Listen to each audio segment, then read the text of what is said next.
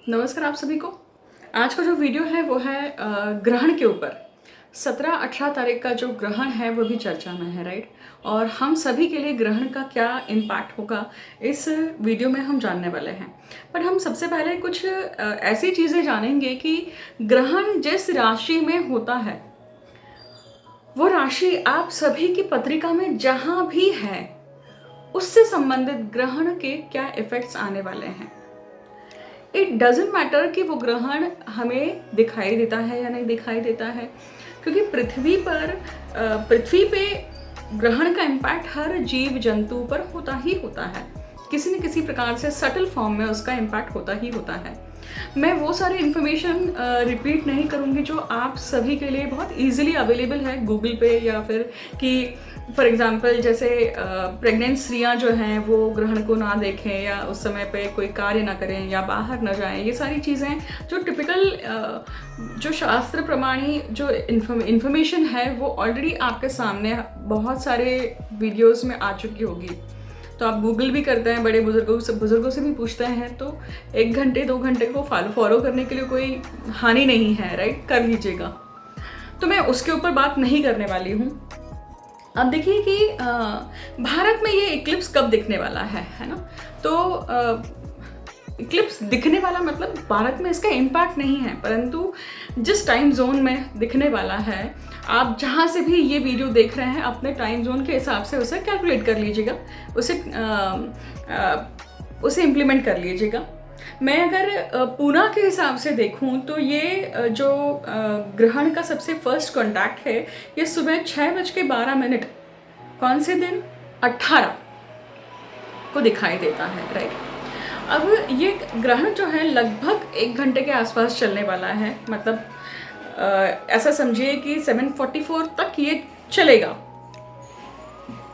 First contact with the penumbra till the last contact with penumbra, ऐसा गिना जाता है एक्चुअली, जिसको हम वेद भी बोलते हैं, छाया भी बोलते हैं, राइट।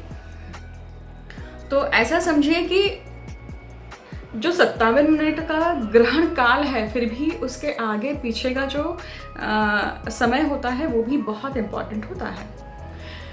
मतलब प्लस माइनस 1-2 घंटे मान के ही चलिए कि इसका भी इम्पैक्ट उतना ही तीक्ष्ण चालू होता है। अगर आग लगी हुई है, उस आग में अगर आप हाथ डालेंगे तो ऑब्वियसली सबसे ज़्यादा इम्पैक्ट होगा, बट अगर आग के आप पास भी जा रहे हैं, कहीं से भी हो, तो भी आपको उसकी जो गर्माहट लगनी है, जो आहत होना है, वो होगा ही होगा ना। उसी प्रकार से है। देखिए, अब हम समझेंगे कि ये ग्रहण कहाँ हो रहा है। तो उस दिन चंद्र जो है वो है मीन राशि में। मीन राशि में ऑलरेडी राहु चल रहे हैं, तो वहाँ पे राहु और चंद्र का योग बन रहा है, ऑब्वियसली तभी एक्लिप्स बनता है।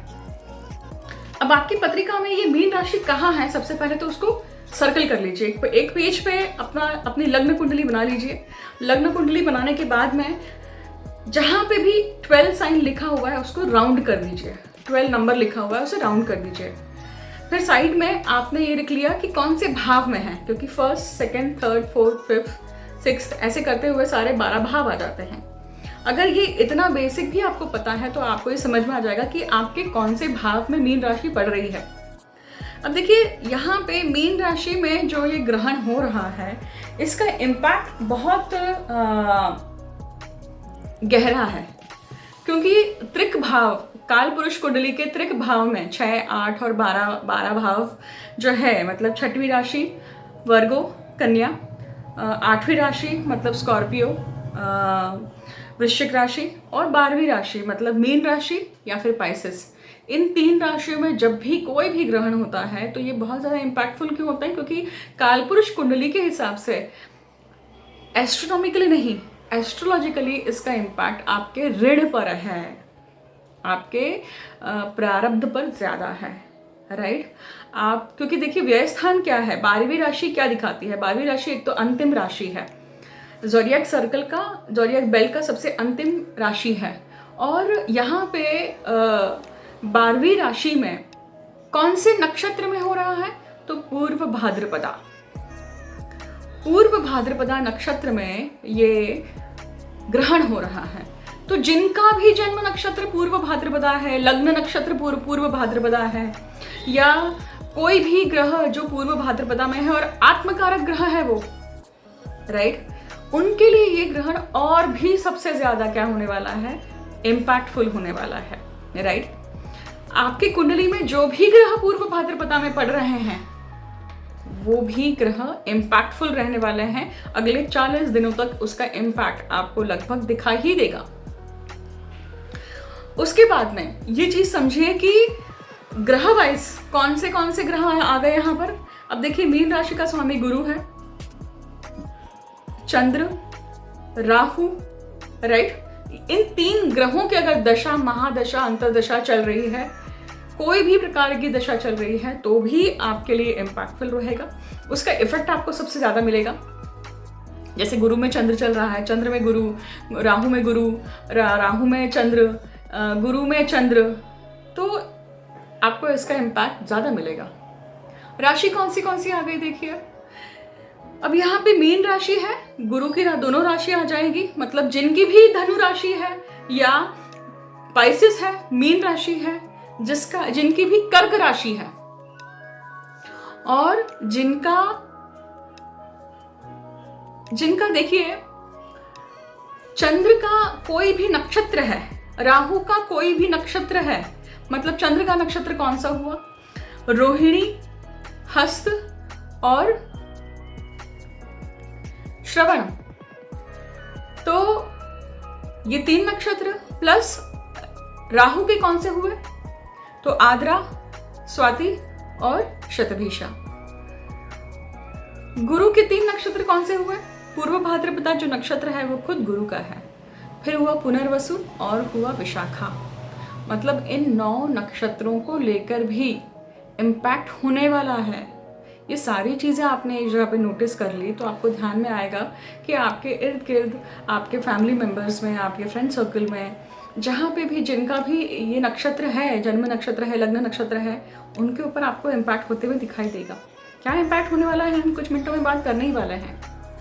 उसके बाद में आप देखिए कि पूर्व भाद्रपदा नक्षत्र का 4था चरण है। देखिए, तो अगर आप इसका एग्जैक्ट इफेक्ट जानेंगे ना कि मीन राशि में हो तो रहा है, परंतु इसका सबसे ज्यादा इम्पैक्ट कौन से नवमांश में कौन सा चरण पड़ता है, कौन सा पद पड़ता है, तो ये पद पड़ता है कर्क राशि में। मतलब एक्चुअली अगर देखा जाए तो अभी सबसे ज्यादा, इस क्षण भी सबसे ज्यादा अगर इफेक्टेड कोई है तो कर्क लग्न वाले जातक या कर्क राशि वाले जातक हैं, क्योंकि आइदर उनको हेडेक्स हो रहे होंगे, आइदर उनको नौशिया हो रहा होगा, उनको कुछ ना कुछ स्किन रैश हो रही होगी, उनको कुछ ना कुछ एंजाइटी का इश्यू चल रहा होगा, पेट खराब हो रहा होगा, अचानक से किसी चीज़ की एलर्जी के कारण फूड पॉइजनिंग हो रही है, या मोशंस लग रहे हैं, पेट से संबंधित कुछ ना कुछ खलबली चल रही है।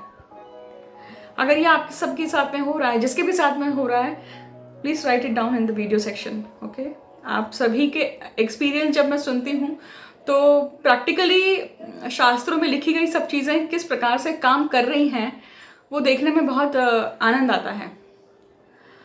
क्षमा कीजिएगा, आनंद इस बात के लिए आता है कि सूत्र कितने विशाल हैं या सूत्र कितने सटीक होते हैं, जो भी ऋषि मुनियों ने लिख के रखा हुआ है वो कितना सटीक है। बाकी हम सब जब पेन के थ्रू जाते हैं तो उसके लिए बुरा तो लगता ही है। जैसे आप लोग किसी न किसी कष्ट के द्वारा जाते हैं, उसी प्रकार से मैं भी जाती हूँ। मुझे भी बहुत सारे कष्ट होते ही होते हैं, और मैं तो ये सब कुछ जानते होते हुए भी मैं इसके ऊपर बहुत बार कुछ काम नहीं कर पाती हूँ, क्योंकि जब तक काम करने की बारी आती है, मैं आपको सच कहती हूँ, मैं उसकी शिकार हो चुकी होती हूँ बहुत बार। और फिर क्लिक होता है कि अच्छा ये इस कारण हुआ। पता है क्यों? क्योंकि ये विद्या कर्स विद्या है, क्योंकि इस विद्या को श्राप दिया गया था। तो जो कर्स विद्या है, तो जो इसको पढ़ने का इसको पढ़ता है, सबसे पहले तो जो इसको पढ़ रहा है उसको भी पढ़ने का अधिकार नियति या ईश्वर ही देता है, परंतु उसको भी उसकी कुछ न कुछ लपेट सहन करनी पड़ती है, कुछ न कुछ उसको कुछ तीक्ष्णता उसको सहन करनी ही पड़ती है। और ये हर ज्योतिषी के साथ में होता होगा, क्योंकि ये डिवाइन विद्या है ना। अगर आप शुद्ध नहीं हैं, आप पवित्र नहीं हैं, और फिर भी अगर ऐसी विद्या को हाथ लगा रहे हैं तो क्या बोलते हैं, झटका, शॉक, कुछ ना कुछ उसका इम्पैक्ट आता ही आता है। वापस से अपने वीडियो की तरफ बढ़ते हैं, ठीक है। अब समझिए कि यहाँ पे ये मीन राशि में हो रहा है। इसका अर्थ क्या हुआ कि मीन राशि में है, तो मीन राशि सबसे पहला खर्चा, ठीक है। मीन राशि आपका नुकसान है, मीन राशि आपके स्लीप साइकिल को दिखाने वाली है। मीन राशि मतलब व्यय स्थान, राइट। ये मीन राशि और व्यय स्थान, इन दोनों को लेकर मैं बात कर रही हूँ, ध्यान से समझिएगा। तो आपका खर्चा, आपका ड्रेनिंग आउट, आपकी एनर्जी का ड्रेनिंग आउट, कहीं ना कहीं कुछ ना कुछ ऐसा लीकेज बना हुआ है, आपको समझ ही नहीं आ रहा है कि कहाँ हो जाती है लीक एनर्जी, और दिन भर आप लिटरली एनर्जी के मामले में ज़ॉम्बी जैसे चल रहे हैं। व्यय भाव है, मतलब खर्चा है। फिर उसके बाद में खर्चा किसी भी, व्यय किसी भी चीज़ का हो सकता है, सिर्फ और सिर्फ पैसों का है ऐसा नहीं है। आपके एनर्जी का, आपके इमोशनल ड्रेनिंग का, आपके फाइनेंशियल ड्रेनिंग का, आपके मेंटल ड्रेनिंग का, राइट। बहुत सारे लोग हॉस्पिटलाइजेशन, हॉस्पिटल में विजिट करना, बहुत सारे लोगों के साथ में अभी ऐसा चल रहा हो कि घर में कोई ना कोई ऐसा व्यक्ति है जो बीमार भी चल रहा है, जिसके लिए हॉस्पिटल जाना पड़ रहा है, खुद के लिए भी जाना पड़ रहा होगा। मतलब अगर ये छठवें भाव में है, व्यय भाव में है, तो ये आपके साथ में हो ही रहा होगा। उसी के साथ साथ ये जो मीन राशि है, ये कहीं ना कहीं दिखाती है कि भाई जब आपकी नींद डिस्टर्ब हो रही है तो पूरी आपकी दिनचर्या डिस्टर्ब हो रही है, आपकी स्लीप साइकिल डिस्टर्ब हो रही है। एक्सेसिव एनर्जी का ड्रेनिंग हो रहा है और आपको पता नहीं चल रहा है कि कहाँ, क्योंकि आप उसको बचा नहीं पा रहे हैं। इसके बाद में आप देखेंगे कि सबसे मेन चीज़ जो आपको दिखेगा ना, कि लगभग 1-2 महीने तक बैलेंस जाने वाला है बहुत सारी चीज़ों का। बैलेंस किस चीज़ का? एक तो पैसों का बैलेंस कहिए, या फिर आपके मेंटल बैलेंस कहिए, या फिर फटीग कहिए, बहुत चक्कर आना, मतलब हेल्थ वाइज, बॉडी वाइज भी बैलेंस, आपके रिलेशनशिप का बैलेंस कहिए, बहुत सारी चीज़ों का बैलेंस हिलने वाला है यहाँ पर। क्यों पता है आपको? क्योंकि कन्या राशि और मीन राशि जो है, ये एक तो सबसे पहले पेंडिंग कर्मा के भाव में आ रही है, और वो आपके 2 भागों में विभक्त होती है। ये 1st हाउस से लेकर 6th हाउस तक आपका सारा आपका खुद का एफर्ट्स है, आपकी खुद की पर्सनल लाइफ है। 7th हाउस से लेकर मीन राशि तक का जो भाव है, वो एक्सटर्नल फैक्टर्स, एक्सटर्नल एनर्जीज है सारी। बाह्य जीवन बोलते हैं उसको, आंतरिक जीवन और बाह्य जीवन। तो जब ऐसा है तो इस मामले में आपका बैलेंस जाने वाला है, मतलब ये ग्रहण का इफेक्ट आपके बैलेंस को हिलाने वाला है। फिर सबसे ज्यादा जो है जिसके ऊपर काम करना है आपको अपने हर प्रकार के प्रारब्ध कर्म जो आपके सामने आ रहे हैं, जिसको आप पूरा करने के लिए अगर इग्नोरेंस कर रहे हैं, आपने उसको टाइम नहीं दिया, प्रायोरिटी नहीं दी, तो क्या होगा? आप चूक जाएंगे। क्यों? क्योंकि समझेगा, क्योंकि जो ग्रहण आ रहा है वो एग्जैक्टली कब आ रहा है? एक तो गोचर में भी सूर्य केतु चल रहे हैं, चलेंगे मतलब, और पितृपक्ष लग जाएगा, और उसी वक्त का ग्रहण है, इसलिए सबसे ज़्यादा इम्पैक्टफुल है। अब देखते हैं कि ये हर राशि के लिए, मतलब हर लग्न के लिए क्या इम्पैक्ट दिखा रहा है। तो हम अगर मेन फीचर्स को लेके चलें तो क्या होगा? मेन फीचर्स को देखिए। उसके पहले समझिएगा, ये जो एक्लिप्स है, मतलब अगर 6:12 की अगर पत्रिका लगाती हूँ तो ये कौन सा लग्न दिखाई देता है? सिंह लग्न। और सिंह लग्न पे ये ग्रहण बनते हुए दिखाई दे रहा है। मतलब सिंह राशि और सिंह लग्न वाले जातक भी क्या होने वाले हैं? इम्पैक्ट में आने वाले हैं, राइट। और आप देखिए उस वक्त अष्टम भाव में चंद्रमा है, और अष्टम भाव में वहाँ पे राहु है। तो मतलब अगर आप कितना भी कुछ कर लीजिए, ऊपरी बाधाएं, एक्सटर्नल फैक्टर्स, तांत्रिक कर्म, या ये जो एनर्जीज है ना, इसका भी इम्पैक्ट रहने वाला है। और वो इम्पैक्ट आपको बहुत अलग पद्धति से दिखाई देगा हर एक की पत्रिका अनुसार। अगर वो प्रोन टू इट है तो ही, सबके लिए एप्लीकेबल ऐसा नहीं है। तो अब हम देखेंगे कि इस ग्रहण का इम्पैक्ट सबके लिए किस प्रकार से होने वाला है, राइट। तो सबसे पहले बात करेंगे मेष लग्न के लिए। मेष लग्न के लिए देखिए कि ये व्यय भाव में हो रहा है ना। ग्रहण का इम्पैक्ट क्या रहेगा आपके ऊपर? तो सबसे पहले तो आप अपने एनर्जी सेविंग के लिए खास करके ध्यान दीजिए। मेडिटेशन को बहुत ज़्यादा अपने रूटीन में लाइए। आपके इस पूरे टाइम पीरियड में हो सकता है कि हॉस्पिटल के विजिट्स, हॉस्पिटल में खर्चा होना, वहाँ पे एनर्जी ड्रेन होना, स्लीप साइकिल डिस्टर्ब होना, इन सब चीज़ों का होने का संभावना बनती है। ये आपके स्पाउस के हेल्थ को भी कहीं ना कहीं इम्पैक्ट करने का कर सकता है ये जो ग्रहण का गोचर है। उसी के साथ साथ अगर आप देखेंगे तो आपके नौकरी के लिए, आपके सर्विस के लिए वहाँ पे भी ये एक्सेस भी कहीं ना कहीं क्या है, इम्पैक्टफुल हो रही है।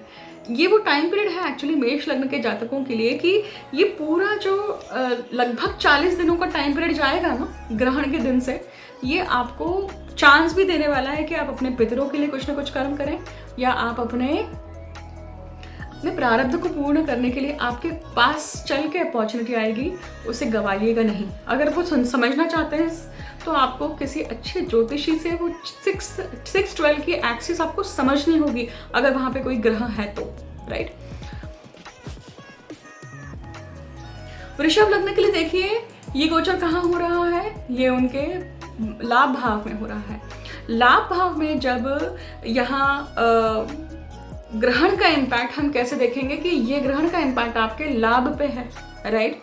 मतलब लाभ किसी भी प्रकार का, अब ये लाभ कैसा होगा, अनसर्टन होगा। ये लाभ कैसा होगा, इस लाभ में कहीं ना कहीं ग्रहण की छाया है, मतलब ये पार्शियल होगा।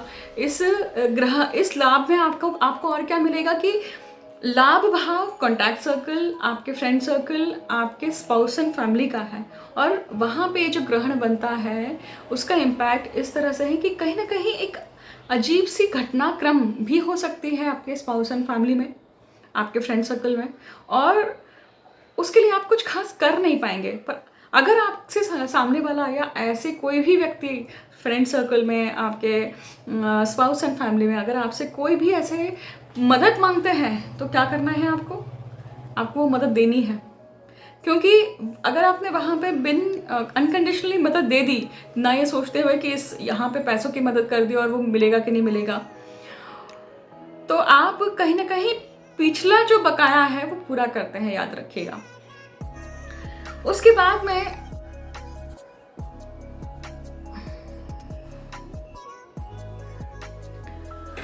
अब बात करते हैं मिथुन लग्न के लिए। तो मिथुन लग्न के लिए देखिए ये कहाँ हो रहा है गोचर, ये उनके दशम भाव में हो रहा है। दशम भाव में ये ग्रहण जो है इसका इम्पैक्ट आपके कर्म पर है, तो बहुत ध्यानपूर्वक अपने कर्म के ऊपर ध्यान दीजिएगा, क्योंकि अगले 40 दिन जो हैं उस समय आपके साथ में आपके दिमाग पे ग्रहण का इम्पैक्ट है, आपके बुद्धि पर ग्रहण का इम्पैक्ट है। इसका अर्थ है कि आप जो भी कर्म करने वाले हैं उसमें कुछ न कुछ कोताही हो सकती है, उसमें कुछ न कुछ कमी आ सकती है, उसमें कुछ न कुछ दुष्ट भावना भी आ सकती है, या ऐसा भी हो सकता है कि वहाँ पे आप एस्केप कर रहे हैं, या अपने काम को करने के लिए चाहे वो आपका ऑफिस हो, चाहे कोई भी कर्म हो, और अगर आपने वहाँ पे अपने आप को पूरी तरह से खर्च नहीं किया, आपको बोल रही हूँ मैं, राइट, आप अपने आप को पूरी तरह से खर्च नहीं करते हैं तो क्या होगा, ये कहीं ना कहीं आपको इम्पैक्ट करने वाले हैं आपकी हैप्पीनेस के ऊपर। तो ऐसा नहीं कीजिएगा, उसके ऊपर खास ध्यान रखिएगा। अगर कोई चीज़ें नहीं समझ में आती हैं तो आप अच्छे ज्योतिषी से समझ सकते हैं कि आपकी जो फोर्थ एंड एक्सेस इम्पैक्टफुल हो रही है ग्रहण के कारण, वो एग्जैक्टली क्या प्रारब्ध दिखा रही है, राइट। अब बात करेंगे कर्क लग्न के लिए। कर्क लग्न के लिए देखिए कि ये गोचर जो है ये कहाँ हो रहा है, ये उनके भाग्य भाव में हो रहा है। भाग्य भाव अर्थात एक तो आपका खुद का भाग्य हुआ, आपकी जो बिलीफ सिस्टम है, आपकी जो विश्वास करने की जो स्ट्रैटेजी है, या आपका विश्वास यहाँ पे कहीं ना कहीं हिलने वाला है। लोगों को लेकर हो सकता है, बातचीत को लेकर, किसी न किसी चीज़ को लेकर विश्वास संबंधित कुछ न कुछ बिलीफ सिस्टम हिलने वाला है। एक दूसरा, यहाँ पे खास करके कर्क लग्न के जातकों के लिए अपने पिता तुल्य लोगों के हेल्थ के लिए थोड़ी इश्यूज आ सकते हैं, आप खास ध्यान रखिएगा। उसके बाद में कर्क लग्न के जातक ऑलरेडी बहुत ज़्यादा परेशान भी चल रहे होंगे। क्यों? क्योंकि अभी उनके लिए बहुत सारा मेंटल प्रेशर, उनके लिए बहुत सारा क्या कहते हैं उसे, फोर्स फील कर रहे होंगे, कंपल्शन फील कर रहे होंगे। ऊपर से ये गोचर जो है ग्रहण का, ये गोचर आपके हेल्थ के ऊपर भी इम्पैक्ट कर रहा है। मतलब आपको रैशेस होना या आपको नौशिया होना या आपको कहीं ना कहीं आपकी इम्यूनिटी डाउन होना। आपके इम्यूनिटी डाउन होने के कारण जो जो प्रॉब्लम्स आ सकती हैं, तो बीपी का इश्यूज भी हो सकता है ये, या फिर क्योंकि ये गुरु जो है, जिस राशि में ये ग्रहण हो रहा है, ये गुरु आपके षष्ठेश भी है, रोगेश भी है, और वो खुद अभी कहाँ है, बाधक भाव में बैठे हुए हैं, मतलब लाभ भाव में बैठे हुए हैं। और लाभ भाव में मतलब छठवें भाव की पूर्तता होती है उसके 11वें भाव में। इसलिए भी अभी का जो समय है बहुत सारे जातकों के लिए, कर्क लग्न के जातकों के लिए क्या है, रोग राई लाने वाला है, रोग राई को भोगने वाला है। बहुत बार आप इस चीज़ को भोग लेते हैं ना, जितना आप अपने खाने पीने पे कंट्रोल करते हैं, सात्विक आहार लेते हैं, तो आप इस गोचर को निकाल लेंगे, इस ग्रहण के इम्पैक्ट को भी कहीं ना कहीं कम कर लेंगे। और इसके कारण आप क्या करते हैं, अपने भाग्य को भी प्रबल करते हैं, क्योंकि आपने गोचर भोग लिया है, आपने ग्रहण को भी भोग लिया है, राइट। अब बात करते हैं सिंह लग्न के लिए। सिंह लग्न के लिए देखिए कि ये गोचर कहाँ हो रहा है, ये उनके अष्टम भाव में हो रहा है। मैंने क्या कहा था कि ये जो ग्रहण हो रहा है, ये ग्रहण ही एक्चुअली सिंह लग्न पे लगता है। मतलब 6:12 पे जब पेनिम्बरा टच होती है, और जब ये ग्रहण लगता है, उस वक्त का जो अगर अपन कुंडली लगाते हैं तो वो सिंह लग्न की ही आती है। और सिंह लग्न की है तो सबसे पहले मैं कहूँगी कि बुद्धि के ऊपर सबसे पहला आपका घात है। मतलब बुद्धि के ऊपर सबसे ज़्यादा इम्पैक्ट आपको फील होने वाला है। आपकी बुद्धि नॉर्मली जो आप यूज़ करते हैं उसमें रैशनलिज्म, इरैशनलिज्म दोनों चीज़ें आने वाली है। बहुत ध्यानपूर्वक चलेगा। अष्टम भाव में हो रहा है ये ग्रहण का आपका सामना। क्या होगा, अष्टम भाव आपके अनअटेंडेड इमोशंस का है, और आपके रोग राई का है, आपके क्रॉनिक डिसीजेस का है, पैतृक संपत्ति का है, तंत्र मंत्र यंत्र का है, रिसर्च का है। तो इन सब चीज़ों को लेकर जो ग्रहण का इम्पैक्ट है ना, ये सारी चीज़ों को लेकर काफ़ी कुछ चीज़ें बाहर आने वाली हैं आपके जीवन में, और उससे संबंधित बहुत कुछ आपको जो पता नहीं है आपके लाइफ के बारे में, आपके खुद के फैमिली के बारे में, आपके जीवन के किसी ऐसे पक्ष के बारे में जो आपको पता ही नहीं था, वो सारी चीज़ें अचानक से सामने आएंगी। आप वो सब चीज़ें समझने के बाद में, सुनने के बाद में कैसे रिएक्ट करते हैं, that will decide how the impact will be, right. तो ध्यानपूर्वक उसे सामने जाइएगा, उसको फेस करिएगा। जब हमें कोई चीज़ के ऊपर रिएक्शन नेगेटिव निकलती है तो उसको ज़्यादा अच्छा है कि हम उस समय पे उसको अटेंशन ना दें, साइलेंट हो जाए, वहाँ से हट जाए, और कुछ समय के बाद में उसे एब्जॉर्ब करने के बाद में फिर फेस करें, राइट। चाहे वो किसी प्रकार की हेल्थ इश्यूज ही क्यों ना हो, पैनिक नहीं होना है, क्योंकि ये गोचर आपको पैनिक भी कर सकता है, राइट। पैनिक आपके हेल्थ वाइज भी हो सकती है, और पैनिक आपके मेंटल वाइज भी हो सकती है। क्या कर सकते हैं आप ऐसे में? आप ऐसे में नामस्मरण कर सकते हैं, जो आप करते आए हैं उसको, उस आराधना को या फिर उस पूजा को, जप को करिए। नहीं समझ में आता है कि आपके ये कुटुंब की और अष्टम भाव की जो एक्सिस पे हो रहा है ये ग्रहण, तो आप किसी अच्छी ज्योतिषी के पास जाइए और समझ लीजिए, राइट। अब देखिए ये गोचर कन्या लग्न के लिए क्या करता है। ये सप्तम भाव में हो रहा है, तो कन्या लग्न के लिए और कन्या राशि के जातक दोनों के लिए क्या हो रहा है, ये आपके 1/7 एक्सिस में है। तो it is about you, it is about your health, it is about your कुछ चीज़ें ऐसी हैं जो नाक तक आ गई है। फॉर एग्जाम्पल बहुत सारे कन्या लग्न के जातकों के लिए ऐसा हुआ होगा कि कुछ न कुछ हेल्थ को लेकर ऐसी कुछ चीज़ें पता चली होगी, और उसके कारण वो कंपल्शन फील कर रहे हैं। मतलब किसी को मान लीजिए अगर उसका शुगर बहुत हाई आ जाए, HbA1c उसका काफ़ी हाई आ जाए, और ऐसे केस में उसको पता चल जाए कि यार अब तो मुझे मीठा खाना पूरी तरह से बंद करना ही पड़ेगा, मुझे इंसुलिन पे काम करना ही पड़ेगा। जब तक मैं अपने इंसुलिन रेजिस्टेंस के ऊपर काम नहीं करूँगा तब तक मैं ठीक नहीं होने वाला हूँ या होने वाली हूँ। मैंने एक एग्जांपल दिया आपको। तो शुगर के ऊपर या ये गोचर कहीं ना कहीं आपको इम्पैक्ट दे सकता है आपके पूरे हेल्थ के ऊपर। दूसरा इम्पैक्ट है या आपके रिलेशनशिप के ऊपर भी इम्पैक्ट कर रहा है। जिस प्रकार से आप जूझ रहे हैं, हो सकता है कि आपके साथ में आपका स्पाउस भी जूझ रहा है, और आप एक दूसरे को अभी समझना इंपॉर्टेंट है। अगर आप एक दूसरे को समझते नहीं हैं तो ये ग्रहण क्या करता है, इन सब चीज़ों को एग्रीवेट करता है। ग्रहण मतलब पर्दा हो जाता है ना, आप देख नहीं पा रहे हैं सामने वाले को कि वो भी किस स्थिति से जा रहा है। और हो सकता है कि ऐसे समय पे एक दूसरे को आप कन्फेस करते हैं कि ऐसी मुझसे गलती हुई है, और अगर ऐसा करते हैं आप तो बहुत अच्छा है, क्योंकि आपने ग्रहण के इफेक्ट को कहीं ना कहीं आत्मसात करके उसके ऊपर काम कर लिया है।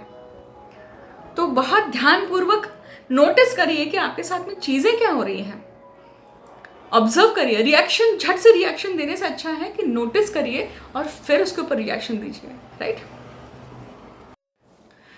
तुला लग्न के लिए देखिए गोचर कहाँ हो रहा है, ये उनके 6वें भाव में हो रहा है, और 6-12 एक्सिस आपके लिए इंपॉर्टेंट यहाँ पे हो रही है। अब देखिए, रोग और हॉस्पिटल, रोग, रिपु, ऋण और हॉस्पिटल आपके लिए सबसे ज़्यादा ये जो इम्पैक्ट होने वाला है, जॉब को लेकर, सर्विस को लेकर, रोग को लेकर, लोन को लेकर, हेल्थ को लेकर सबसे ज़्यादा दिखाई देता है। और उसी से संबंधित कुछ ना कुछ घटनाक्रम चल रही है आपके साथ में, आपके घर वालों के साथ में, घर में खास करके हो सकता है। देखिए, एक और चीज़ समझिएगा, पति पत्नी के लिए उनका प्रारब्ध क्या होता है, 6 और 12। मतलब जिसका तुला लग्न है उसके लिए क्या हुआ, 6वां भाव प्रारब्ध हुआ। सप्तम भाव से उसका 6वां भाव मतलब व्यय भाव प्रारब्ध हुआ।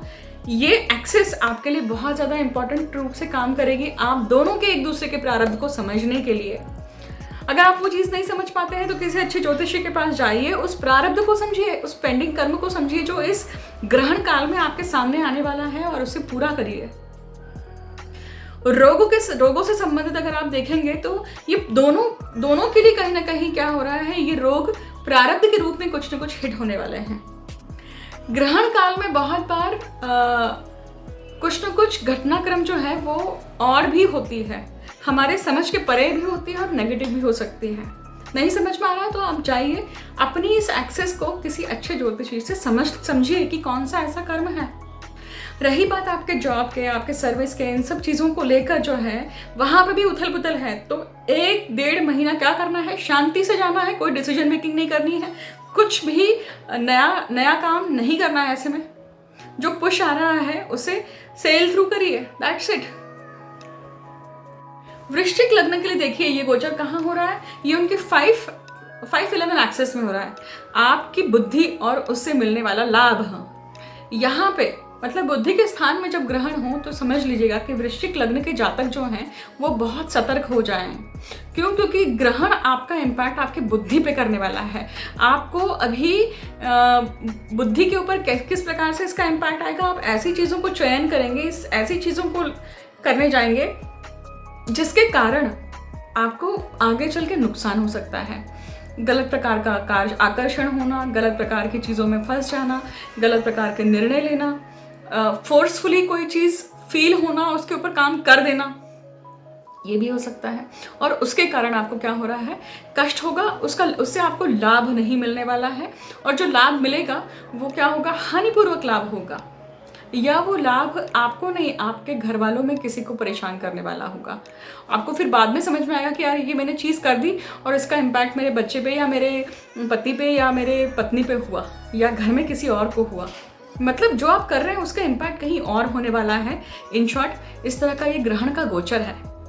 संतति के लिए भी ये किस प्रकार का गोचर है कि भाई संतति को लेकर आप अगर कोई चेंजेस आ रहे हैं उनके नेचर में, उनके डेवलपमेंट में, तो ध्यानपूर्वक उसे समझने की कोशिश करिए, उसे इग्नोर मत करिए, राइट।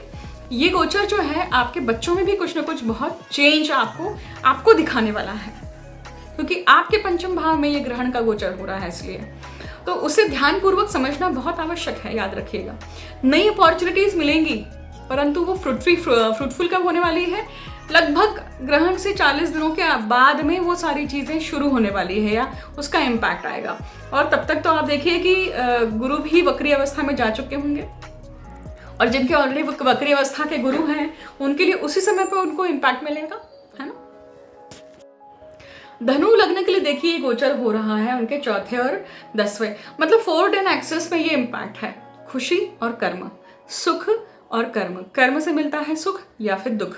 तो आपका कर्म किस प्रकार से है, पर कर्म जो सुख मिला है उसे टिकाने के लिए आप किस प्रकार का कर्म कर रहे हैं, वो इस समय आपको क्या करने वाला है, आपको एक्टिवेट करने वाला है।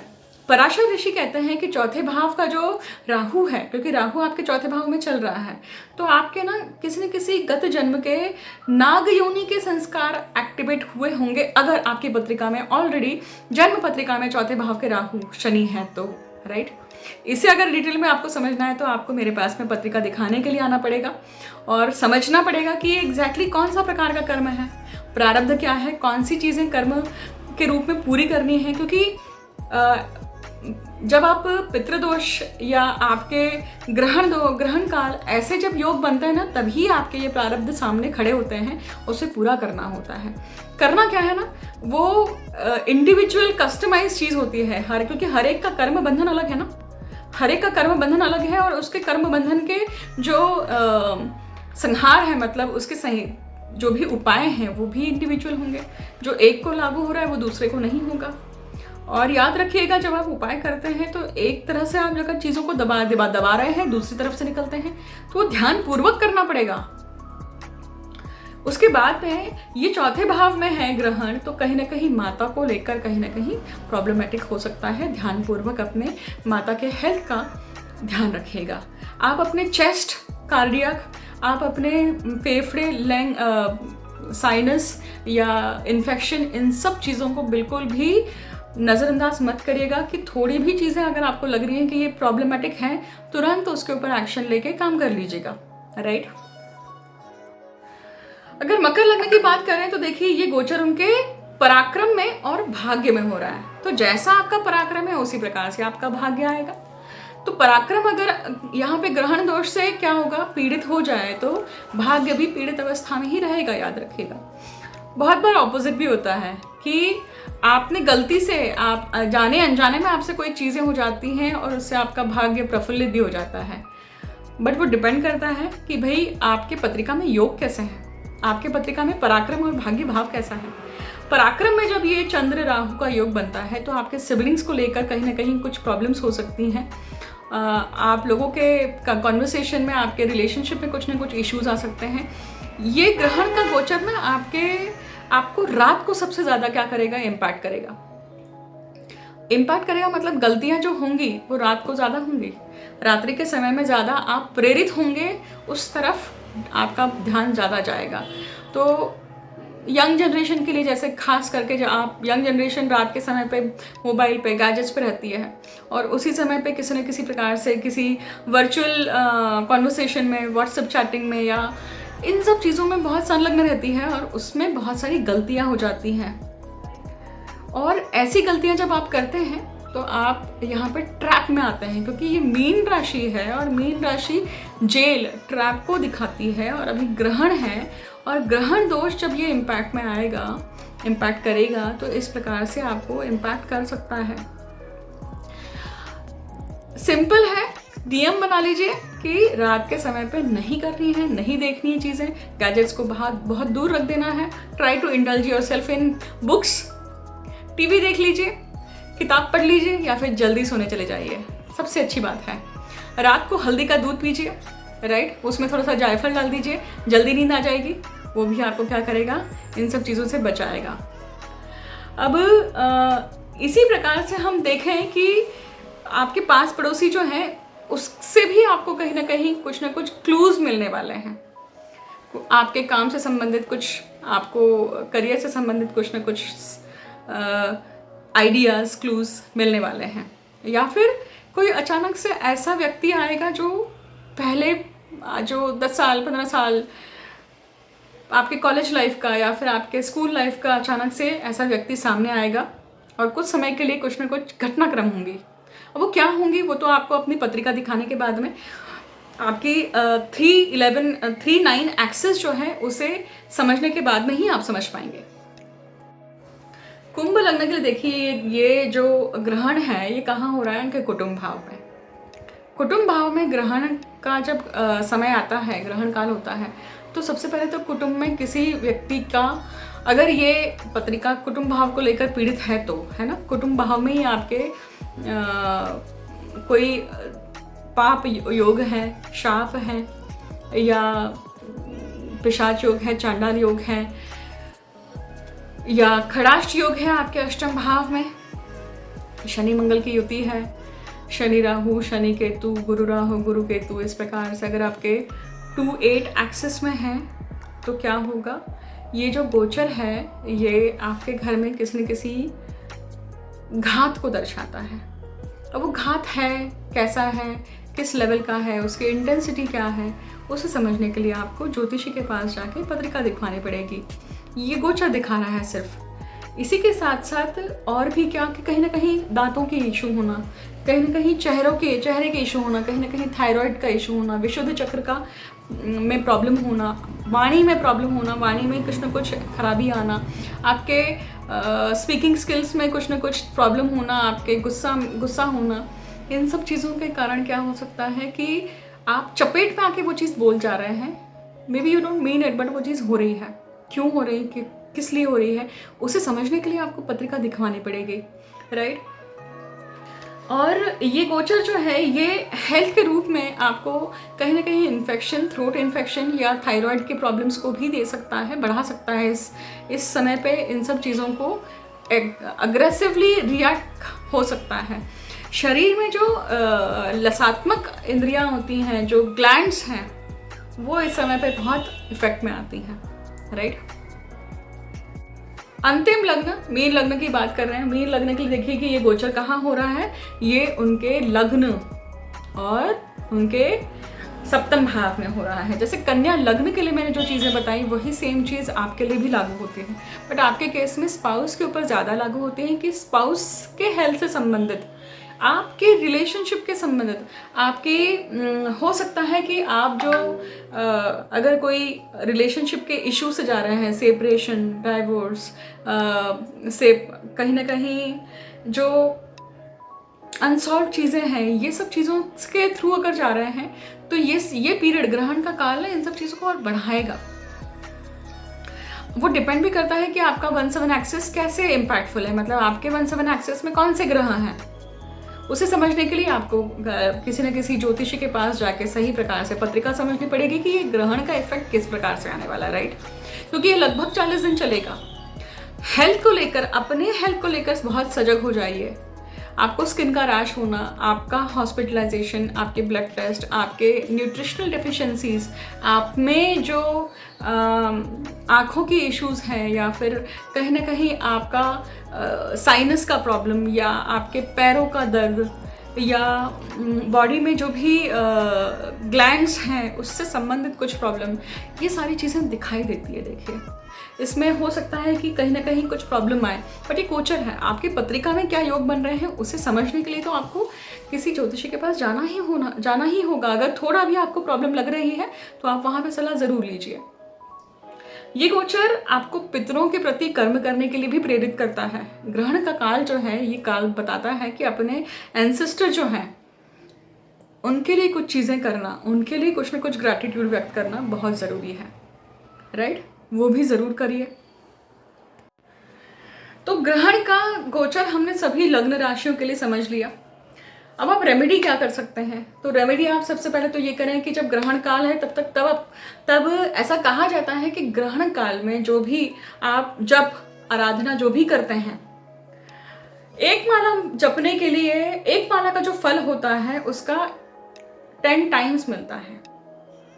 मतलब वो समय इतना इम्पॉर्टेंट है, पावरफुल है साधनाओं के दृष्टि से कि जब ऐसा शास्त्र में बताया है कि जहाँ पे ग्रहण दिखता है एक्चुअली उस समय पे उस जगह पे जाकर उस लॉन्जिट्यूड लैटिट्यूड को देख लिया जाए और वहाँ पे पहुँच जाए और वहाँ पे अगर आप वो साधना करते हैं जो आप कर रहे हैं, उसका फल जो है वो द्विगुणित हो जाता है, मल्टीपल टाइम्स हो जाता है। तो बहुत सारे साधक लोग ना ऐसे समय को बहुत उपयोग करते हैं और वो वैसे लैटिट्यूड लॉन्जिट्यूड जहाँ पे ये होने वाला है वहाँ पे जाके कुछ समय के लिए वास करने लगते हैं और वहाँ पे वो साधना पूरी करते हैं। हम साधारण लोग हैं, हम क्या कर सकते हैं? हम ये कर सकते हैं कि जो आराधना आप करते आए हैं, जो मंत्र जब आप करते आए हैं, उसी मंत्र जप के आवर्तन बढ़ा दीजिए उस समय। राइट। अब लगभग इसका इम्पैक्ट अगर 40 दिनों तक का है तो आप क्या कर सकते हैं कि मान लीजिए अगर आप गुरु गायत्री कर रहे हैं, चंद्र गायत्री कर रहे हैं, राहु गायत्री कर रहे हैं, क्योंकि यही ग्रह सबसे ज़्यादा इम्पैक्टफुल है अभी। और कर्क लग्न सबसे ज़्यादा इम्पैक्टफुल है क्योंकि मीन लग्न में जो हो रहा है, जिस समय का ये गोचर है, उस समय का जो नवांश जो है वो एक्टिवेटेड है, वो नवांश कर्क का है। तो कर्क राशि भी हुई। तो आप यहाँ पे गौरी की उपासना, आप यहाँ पे सूर्य की उपासना कर सकते हैं। अगर नेगेटिविटी आपको बहुत ये कर रही है, डिप्रेशन, डिसअपॉइंटमेंट, ये सब चीज़ें हैं, महिषासुर मर्दिनी का स्तोत्र पढ़िए, बजरंग बाण को सुनिए, संकट मोचन को सुनिए और लाउड शब्दों में सुनिए, सुबह शाम सुनिए। जिस समय आपको ये ऐसा कुछ हिट होता है, नेगेटिविटी हिट होती है, उस समय गूगल धूप लगाइए और इसको बड़ी आवाज़ में सुनिए, खुद उसका उच्चारण करिए, चैंटिंग करिए और देखिए उसका रिजल्ट आपको कितना अच्छा मिलता है। मैं आप सभी को इस ग्रहण की शुभकामनाएं देती हूँ कि आप सभी के लिए ये शुभप्रद रहे और आपको इसका इम्पैक्ट जो आप उसे फेस कर पाए और आपको ये रिवलेशन दे, इंसाइटफुल रहे। आप सभी के अनुभव वीडियो के कमेंट सेक्शन में ज़रूर मेंशन कीजिएगा। इन्फॉर्मेशन पसंद आती है तो ज़रूर लाइक, शेयर और सब्सक्राइब कीजिए। और आप मुझसे और कौन से वीडियोस सुनना चाहते हैं वो भी आप सजेशन या जो भी आपके रिक्वेस्ट है आप मुझे वीडियो के कमेंट सेक्शन में ज़रूर बताइएगा। Right, see you soon in the next video. Thank you so much.